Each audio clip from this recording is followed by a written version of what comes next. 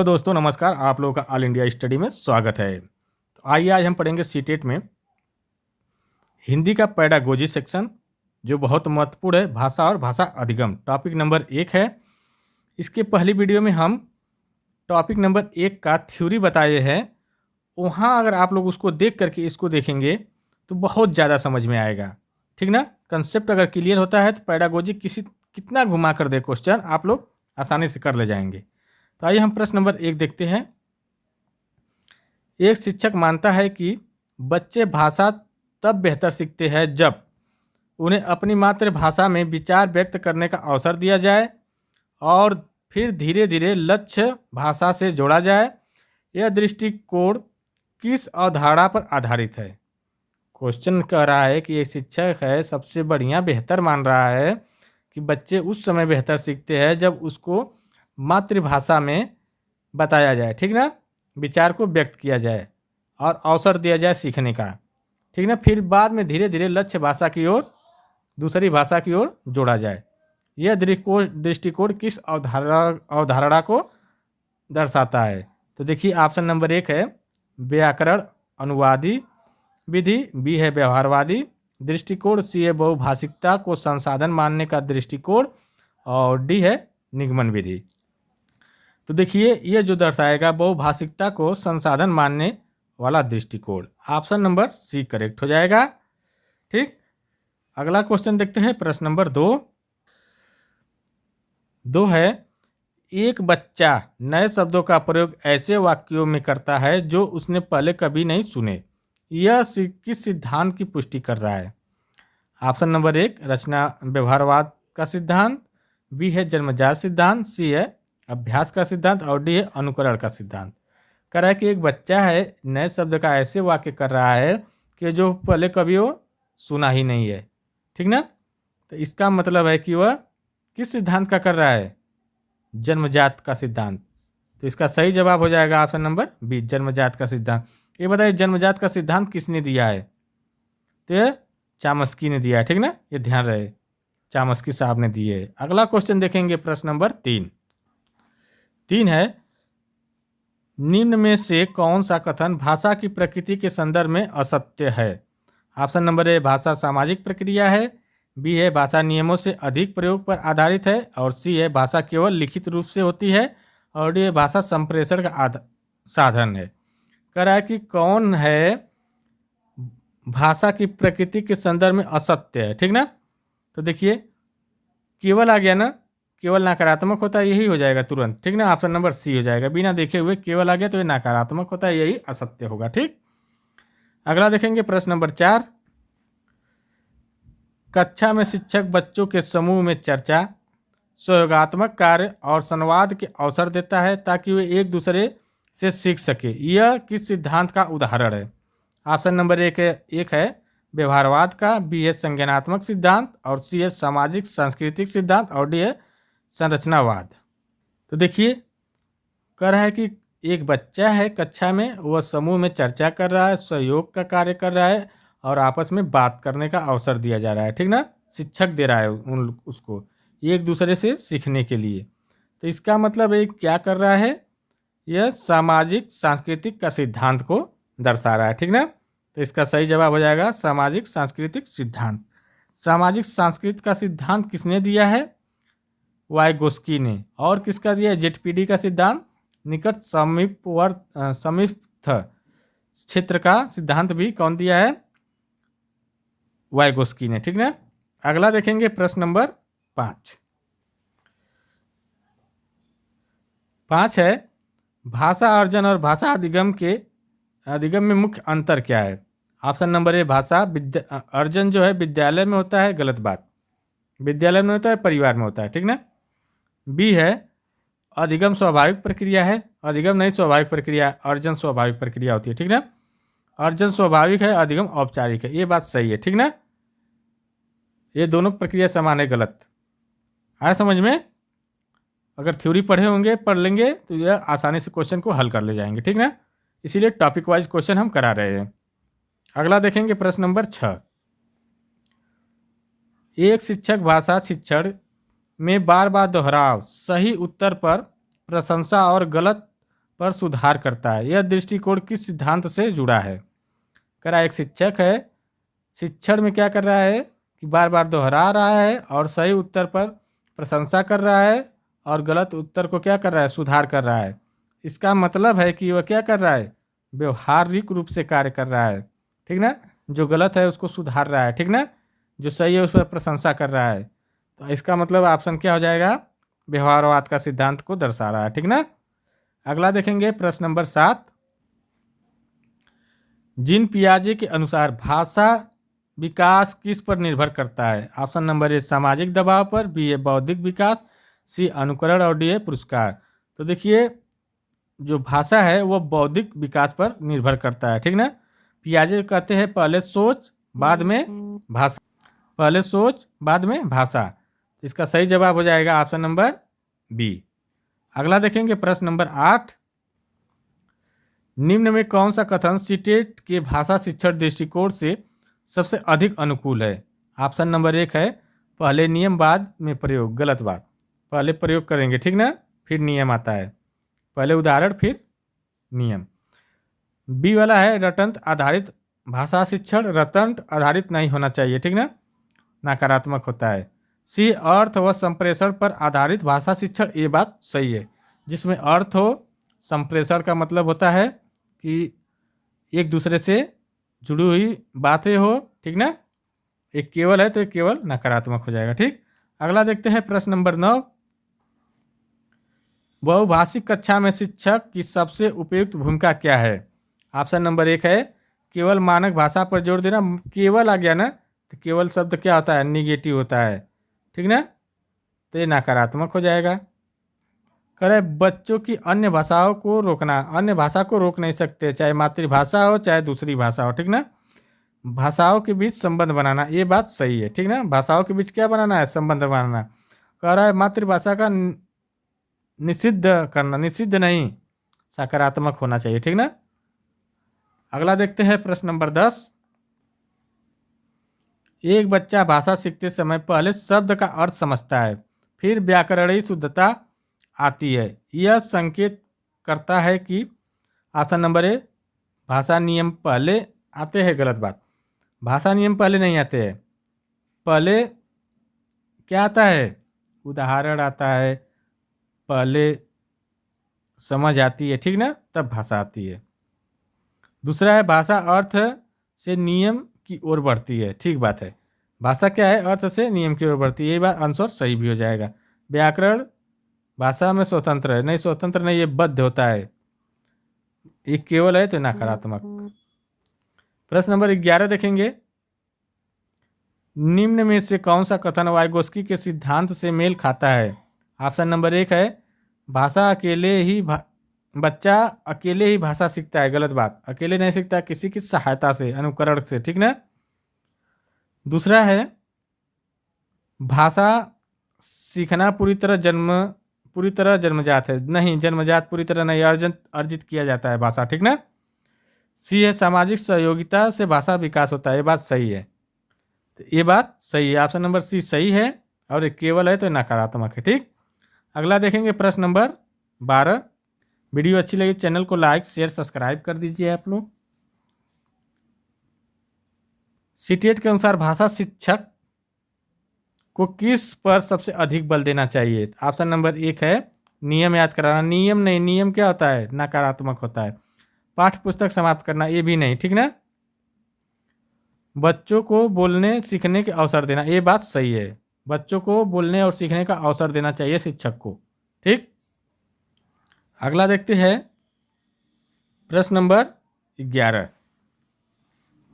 ये शिक्षक मानता है कि भाषा सीखने में गलती करना सीखने की प्रक्रिया का स्वाभाविक हिस्सा है और वह बच्चों की गलतियों को दंडित करने के बजाय चर्चा का आधार बनाता है। यह दृष्टिकोण किससे जुड़ा है? करा एक बच्चा है, ठीक ना, बच्चे को करा है कि वो सीख रहा है भाषा, एक स्वाभाविक प्रक्रिया है, उसमें गलती कर रहा है, ठीक। लेकिन और शिक्षक क्या करता है, गलतियों को दंडित नहीं करता है, उसको क्या करता है, चर्चा करता है, उस पर वाद विवाद करता है, तर्क करता है, समझाता है, ठीक ना। तो इसका मतलब है कि यह रचनावादी भाषा का शिक्षण है, ठीक ना। रचना कर रहा है। ऑप्शन नंबर सी करेक्ट हो जाएगा। अगला देखते हैं प्रश्न नंबर 12। एक बच्चा कह रहा है मैं गया था की जगह मैं गया कहता है। यह दर्शाता है कि ऑप्शन नंबर 1 है बच्चा नियम नहीं जानता, गलत बात, ठीक ना। कह रहा है बी वाला है बच्चा भाषा अर्जन की अवस्था में है, ठीक है। शिक्षक ने ठीक से नहीं पढ़ाया, गलत बात। बच्चा अनुशासन ही नहीं है, गलत बात। कह रहा है बच्चा क्या है सीखने की अवस्था में है, अर्जन की अवस्था का मतलब सीखने की अवस्था में है, ठीक ना। वह स्वाभाविक चरण में है। भाषा अर्जन के कौन से चरण में है, स्वाभाविक चरण में है, अपूर्ण संरचना हो अभी कर रहा है, ठीक ना। अगला देखेंगे प्रश्न नंबर 13। निम्न में कौन सा कथन व्यवहारवादी सिद्धांत की सीमा को दर्शाता है। ऑप्शन नंबर 1 है भाषा अभ्यास से आती है, बी है पुरस्कार भाषा सीखने में सहायक है, सी है बच्चे नई रचनाएं नहीं कर पाते और डी है दोहराव महत्वपूर्ण है। कह रहा है कि व्यवहारवादी सिद्धांत की सीमा को दर्शाता है। तो व्यवहार का मतलब होता है, बताइए, नई रचना करना, रचना करना, ठीक ना, सीखना। तो ऑप्शन नंबर सी हो जाएगा बच्चे नई रचनाएं नहीं कर पा रहा है, ठीक ना, अभी नई रचना नहीं कर पा रहा है।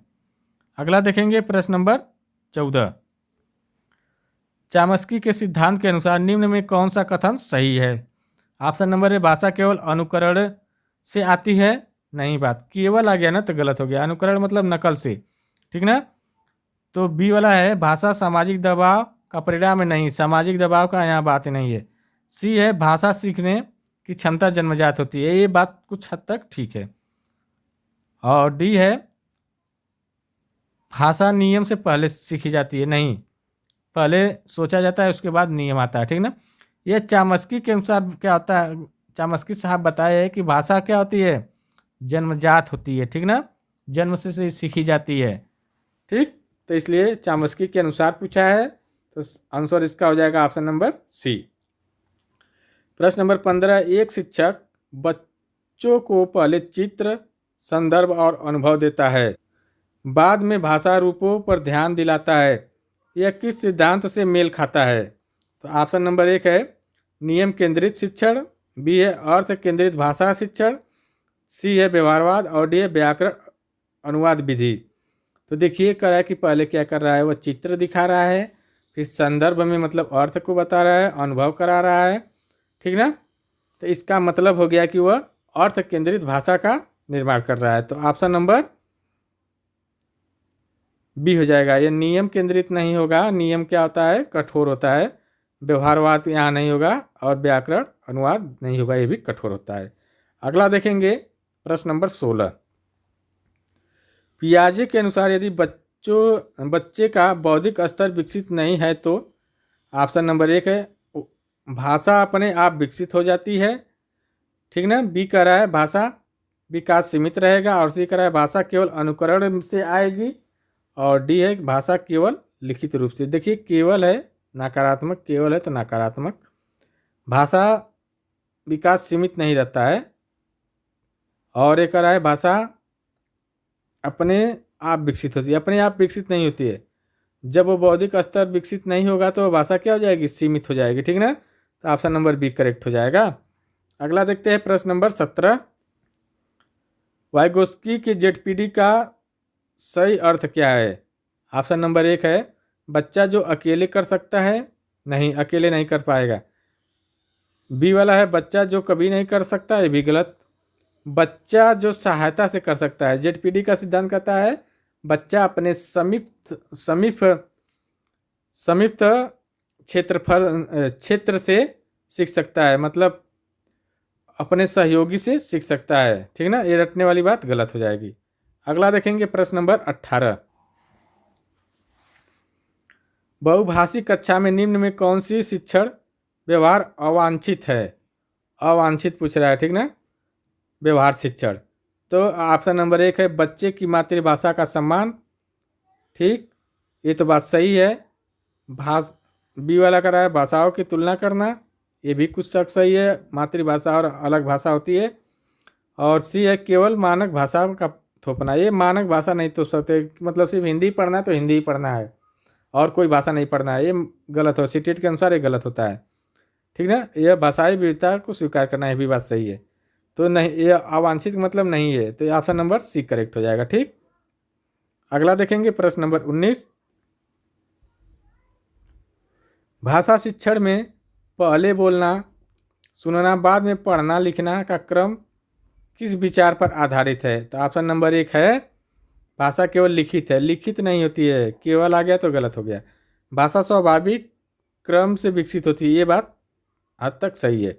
भाषा नियम आधारित है, नहीं। भाषा रटंत्र नहीं है। भाषा क्या होती है? स्वाभाविक क्रम से होती है। सुबोपली सुनना बोलना पढ़ना लिखना क्या होता है? सुबोपली,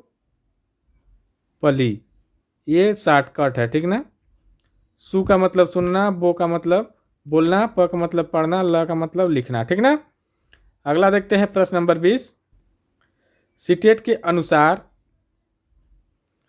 भाषा शिक्षक का प्रमुख उद्देश्य क्या होना चाहिए? ऑप्शन नंबर 1 है अधिक से अधिक नियम सिखाना, नियम अधिक से अधिक नहीं सिखाया जा सकता है। ठीक ना, पाठ्यक्रम सीखे पूरा कराना, ये भी नहीं।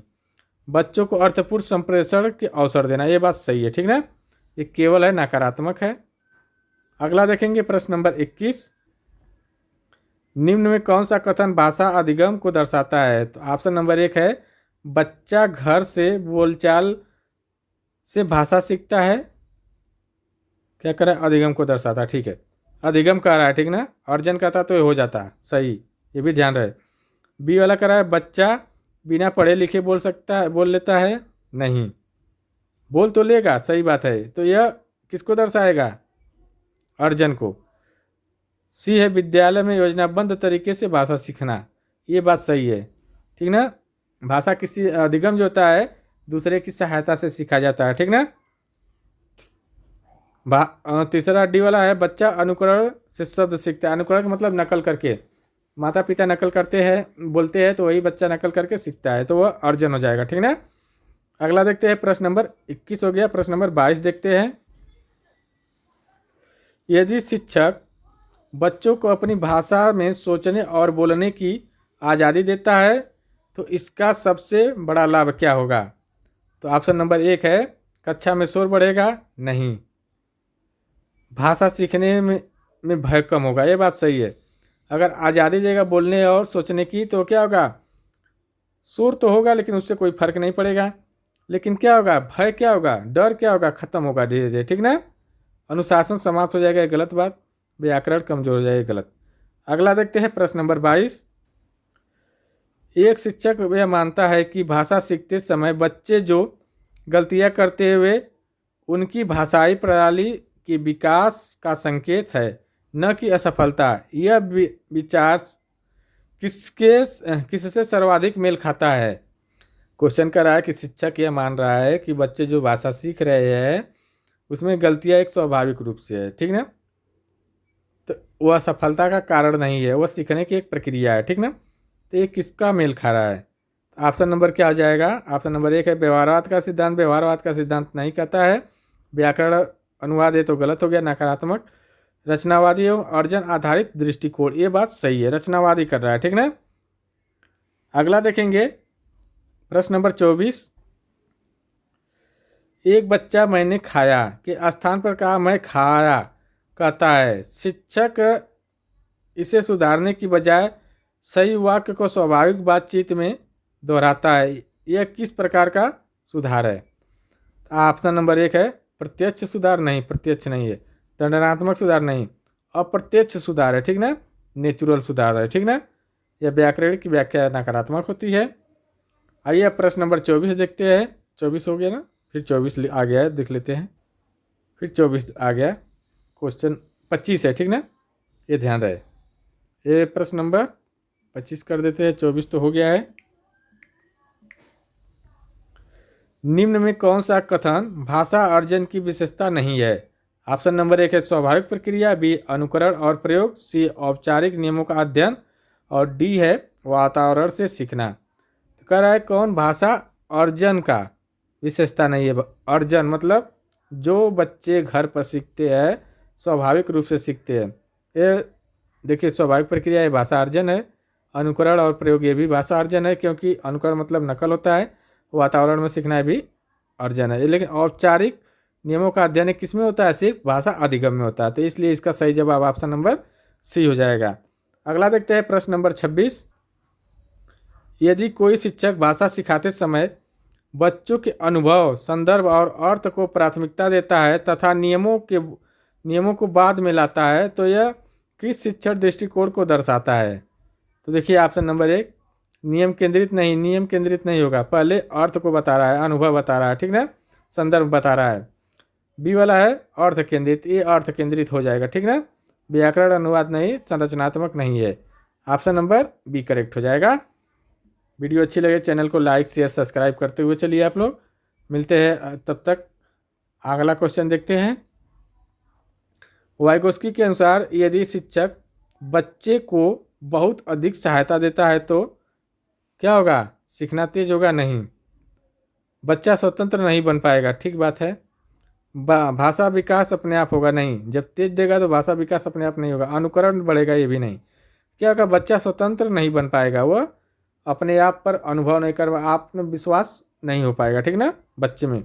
इसके फोर्डिंग में क्या होता है? धीरे धीरे क्या किया जाता है? ज़रूरत को हटाया जाता है। पहले सहायता दी जाती है, फिर धीरे धीरे सहायता से हटी जाती है। प्रश्न नंबर 28 है। एक शिक्षक बच्चों को केवल सही भाषा बोलने पर जोर देता है और उसकी मातृभाषा के प्रयोग को रोकता है। सीटेट के अनुसार यह दृष्टिकोण क्या है? ऑप्शन नंबर 1 उपयुक्त, बी है प्रभावी, सी है भाषा विकास में बाधक और सी डी है अनिवार्य। तो देखिए कह रहा है कि एक शिक्षक है केवल सही भाषा बोलने पर जोर दे रहा है। शिक्षक क्या कर रहा है? सिर्फ बच्चों को कह रहा है सही सही बोलो, मातृभाषा का प्रयोग मत करो, रोक रहा है। तो इसका मतलब क्या कर रहा है? मातृभाषा का जब प्रयोग करेगा बच्चा तभी वो सीखेगा, नहीं तो नहीं सीख पाएगा। उसी मातृभाषा से ही जोड़ करके नई भाषा सीखी जाती है। तो इसलिए भाषा विकास में क्या हो रहा है? बाधक डाल रहा है, ठीक ना। प्रश्न नंबर 29 देखेंगे। पियाजे के सिद्धांत के अनुसार भाषा शिक्षण में सबसे पहले किस पर ध्यान देना चाहिए? तो ऑप्शन नंबर 1 नियम रटना, बौद्धिक स्तर और लिखित अभ्यास। तो देखिए पियाजे के अनुसार जो है भाषा शिक्षण जो होता है वह बौद्धिक स्तर पर होता है, ठीक ना। तो इसका सही जवाब है ऑप्शन नंबर सी। प्रश्न नंबर 30 देखते हैं। निम्न में कौन सा कथन जन्मजात सिद्धांत के पक्ष में सबसे मजबूत तर्क है? तो बताइए। बच्चे शब्द दोहराते नहीं, बच्चे नई वाक्य की रचना कर बनाते, ये बात हो सकता है। पुरस्कार देना नकारात्मक, नियम याद करना नकारात्मक। तो बच्चे नई वाक्य रचनाएं बनाते हैं, ऑप्शन नंबर बी हो जाएगा। क्वेश्चन जो पूछता है थोड़ा सा बढ़ा कर पूछेगा, लेकिन मेन पॉइंट यहीं पर आकर रुकता है, ठीक ना। अगला देखेंगे प्रश्न नंबर 31। बहुभाषिक कक्षा में शिक्षक यदि भाषाओं के बीच समानता और अंतर दिखाता है तो इसका मुख्य उद्देश्य क्या है? ऑप्शन नंबर 1 है परीक्षा में नंबर बढ़ाना, गलत बात। भ्रम पैदा करना, गलत। भाषाई जागरूकता को बढ़ाना, और एक केवल हिंदी थोपना, हिंदी केवल नहीं, भाषाई जागरूकता को बढ़ाने की बात कर रहा है। बहुभाषिकता में क्या होता है? भाषाई जागरूकता को बढ़ाने की बात कर रहा है, कई भाषा का सीखने की बात करता है, ठीक ना। प्रश्न नंबर 32 देखेंगे। पहले सुनना, बोलना, फिर पढ़ना लिखना का सिद्धांत किस विचार पर आधारित है? तो ऑप्शन नंबर 1 है भाषा लिखित रूप से पहले आती है, गलत बात। भाषा प्राकृतिक क्रम से विकसित होती है, ये बात सही है। भाषा नियम से होती है, रटन से नहीं। प्राकृतिक क्रम का मतलब पहले सुनता है बच्चा, फिर बोलता है, फिर पढ़ता है, फिर लिखता है। अगला क्वेश्चन देखेंगे प्रश्न नंबर 33। यदि शिक्षक बच्चों को समूह में कार्य करने, चर्चा करने और सहपाठियों से सीखने का अवसर देता है तो यह किस अवधारणा का उदाहरण है? मतलब क्या कर रहा है? चर्चा करने के लिए कर रहा है शिक्षक, सहपाठियों से सीखने का अवसर दे रहा है, ठीक ना। तो इसका कार्य करने का अवसर दे रहा है, तो इसका मतलब यह क्या हो जाएगा? सामाजिक सांस्कृतिक अधिगम को दर्शा रहा है। तो ऑप्शन नंबर बी करेक्ट हो जाएगा। आइए और आज का लास्ट और अंतिम क्वेश्चन देखते हैं, प्रश्न नंबर 34। ठीक, सीटेट के अनुसार भाषा शिक्षक की सबसे प्रभावी भूमिका क्या है? केवल नियम बताना है, गलत बात। नियंत्रक की भूमिका, ये बात भी नहीं है, ठीक ना। सहायक और मार्गदर्शक, ये बात सही है। ऑप्शन नंबर सी करेक्ट हो जाएगा, ये गलत है, ठीक ना। तो देखिए, वीडियो अच्छी लगी हो तो चैनल को लाइक शेयर सब्सक्राइब करिए। अब मिलते हैं अगले वीडियो के लिए, तब तक के लिए नमस्कार।